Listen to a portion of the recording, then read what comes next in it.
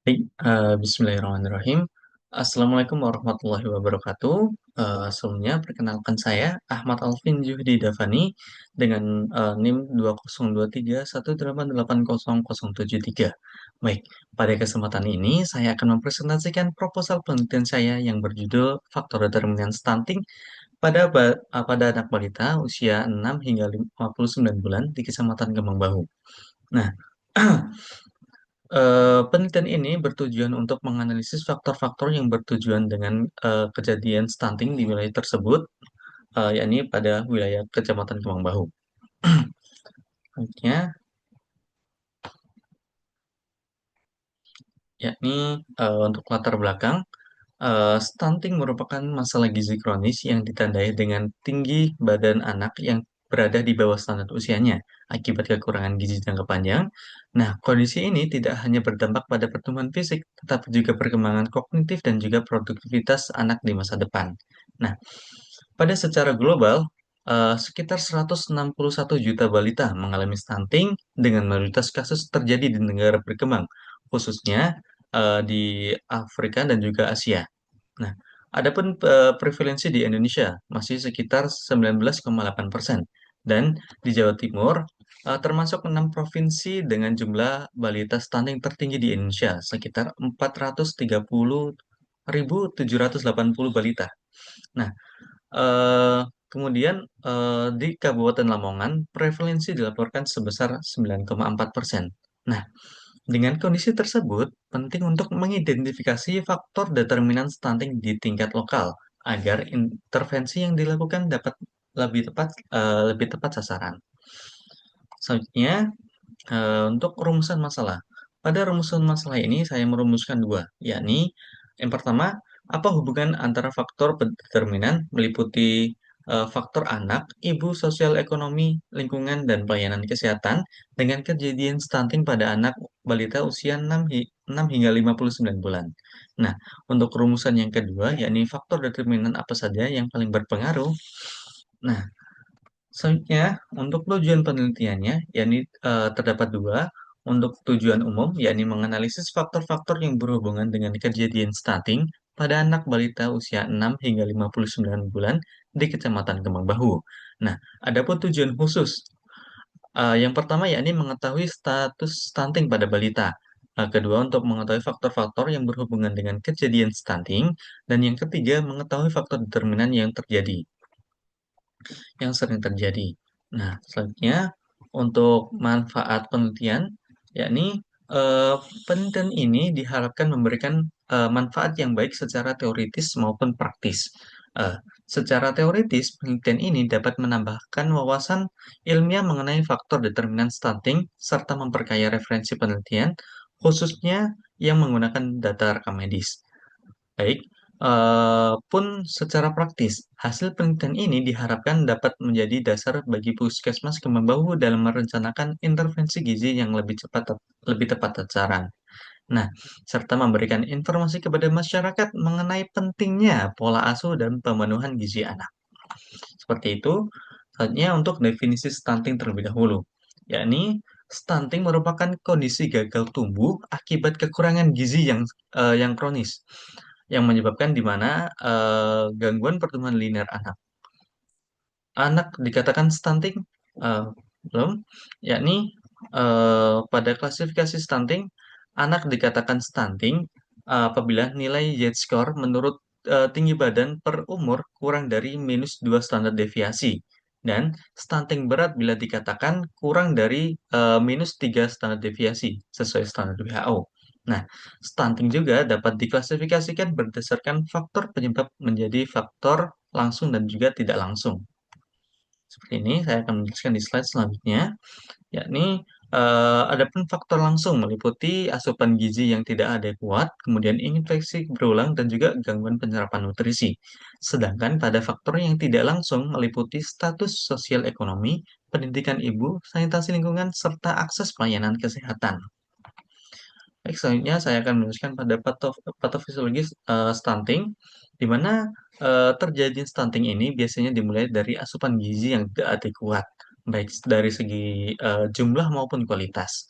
Anak yang tidak memperoleh energi protein, dan zat gizi mikro yang cukup akan mengalami defisit gizi kronis yang berdampak pada terganggunya pembelahan sel, di mana juga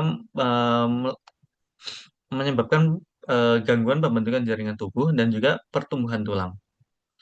Nah, pada tabel ini saya akan mulai dari yang pertama, yakni faktor anak seperti usia balita, jenis kelamin, serta riwayat penyakit infeksi seperti diare dan juga ISPA.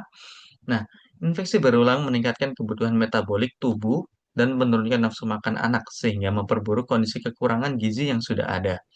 Nah, untuk yang kedua, yakni faktor ibu, seperti pendidikan ibu, status gizi saat hamil, dan pengetahuan gizi yang berpengaruh terhadap praktik pemberian makan dan pola pengasuhan anak. Adapun yang ketiga, yakni faktor keluarga dan sosial ekonomi, juga memengaruhi kecukupan gizi anak. Nah, pada pendapatan keluarga yang rendah dapat membatasi kemampuan keluarga dalam menyediakan makanan bergizi dan mengakses pelayanan kesehatan. Untuk yang tabel keempat, yakni faktor lingkungan dan pelayanan kesehatan turut memperkuat proses terjadinya stunting. Nah, sanitasi lingkungan yang buruk dan juga keterbatasan akses air bersih meningkatkan resiko paparan patogen yang dapat menyebabkan gangguan pada saluran pencernaan. Nah, kondisi ini dapat memicu inflamasi kronis pada usus yang dikenal sebagai environmental enteropati, sehingga penyerapan nutrisi menjadi tidak optimal meskipun asupan makanan tersedia. Seperti itu. Nah, dalam jangka panjang, apabila terjadi terus-menerus antara kombinasi antara defisit gizi, infeksi berulang, inflamasi kronis, dan gangguan hormonal ini, di mana akan menyebabkan pertumbuhan linier anak tidak berlangsung optimal. Salah satu hormon yang berperan dalam pertumbuhan adalah insulin-like growth factor 1 atau IGF-1 yang dapat mengalami penurunan akibat malnutrisi dan infeksi kronis. Hal ini menghambat mineralisasi tulang dan menyebabkan tinggi badan anak tidak sesuai dengan usianya. Baik seperti itu. Selanjutnya, pada faktor determinan saya akan merincikan lagi, yakni pada faktor anak eee, meliputi usia, jenis kelamin, berat badan lahir, dan juga riwayat penyakit infeksi. Kemudian untuk faktor ibu meliputi pendidikan ibu, status gizi saat hamil, dan pengetahuan gizi ibu. Seperti itu. Nah, selanjutnya adapun faktor sosial dan juga ekonomi, yakni meliputi pendapatan keluarga, pendidikan orang tua, dan juga pekerjaan yang tetap. Dan yang terakhir pada faktor lingkungan dan pelayanan kesehatan, terdapat sanitasi lingkungan, akses air bersih, dan akses pelayanan kesehatan melalui posyandu ataupun puskesmas. Seperti itu. Nah, di sini, di mana pada kerangka konseptual, penelitian ini menunjukkan hubungan antara faktor anak, ibu, sosial ekonomi, serta lingkungan dan pelayanan kesehatan sebagai variabel bebasnya, dengan kejadian stunting sebagai variabel terikat. Pun di luar itu terdapat variabel perancu, yakni faktor genetik, kemudian faktor metabolik atau hormonal, kemudian psikososial. Selanjutnya, untuk metode untuk hipotesis penelitian, pada hipotesis ini terdapat dua hipotesis, yakni H0 dan juga H1. Nah, H0 yakni artinya tidak terdapat hubungan antara faktor-faktor yang diteliti dengan kejadian stunting.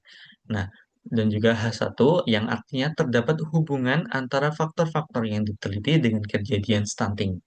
Seperti itu. Selanjutnya, untuk metode penelitian, yakni penelitian ini menggunakan desain kuantitatif analitik observasional dengan pendekatan cross-seksional.